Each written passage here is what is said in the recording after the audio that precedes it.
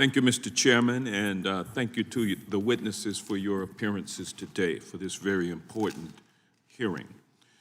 When I get home to Georgia after a long week, I get off the plane, take the airport rail to my car, pick up my car from the parking area, and once I get home, I park the car, walk into my house, cut the lights on. I might fix some hot tea after pouring some water and heating it up in the microwave. And I really think about it, but all of these steps from the airport to my house are governed by codes developed by standards developing organizations, or SDOs. Standards governing everything from light rail and parking garages to home fire codes and water piping touch each of us in our everyday lives.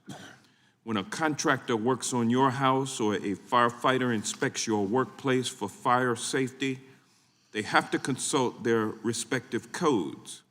While most of us know that these codes exist, we rarely consider where those codes come from.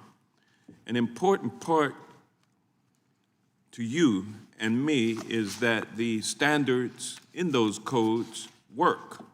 They keep us safe, they keep our lives running, with us none the wiser. SDOs regularly get together and come up with the state-of-the-art guidelines for their trades. These best practices govern everything from consumer safety and household utility installation to home electrical wiring and plumbing. SDOs make sure your house won't catch on fire, your plumbing is up to code, your water boiler is installed correctly, and everything in between. If you live in an area that might be affected by floods or by earthquakes, you want to ensure your house is built to withstand natural disasters. You rely on your local contractor, and your contractor relies on their SDO standards. Now, so far as this sounds like a great hearing for the Transportation and Infrastructure Committee, which I also serve on, the reason why this is in the Intellectual Property Subcommittee of Judiciary is because this subcommittee cares about standards, and is because of a recent circuit court decision, recent court decisions that have made it harder for SDOs to assert their copyright when others post their codes online. States and local governments frequently adopt SDO-developed codes by reference into law. They do this for a few reasons, but primarily because the government doesn't have the funds to employ experts to develop a unique building code and do not update the law often enough to keep up with the changes of society and in best practices. So Georgia, for example, can refer to the National Fire Protection Association's most updated or up-to-date code in their laws. That way, the law is always up to date, and they don't have to pay experts to develop something new. This is the point where intellectual property issues arise. Some point to the Supreme Court's Georgia versus publicresource.org decision and say, quote, that no one owns the law.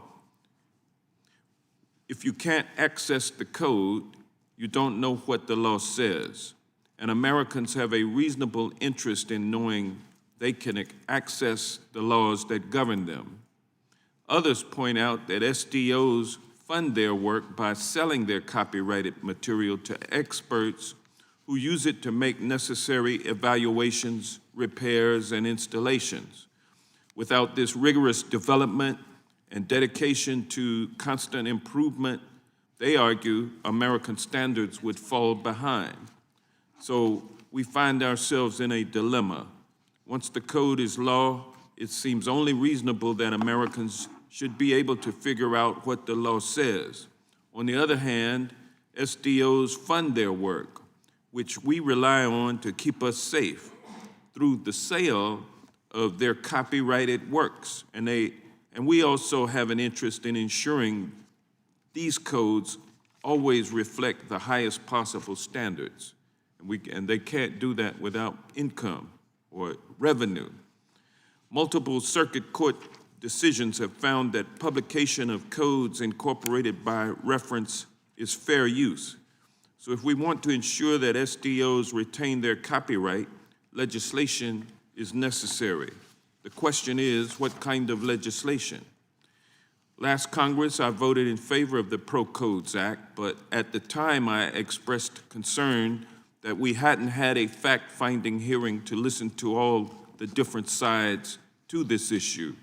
I understand that there are quite a few different perspectives represented here, and I commend my colleague, Chairman Issa, for working with me to put together a panel of witnesses that can speak to the many facets of the copyright problems with incorporation by reference. I look forward to hearing from the witnesses, and I yield back the remainder of my time.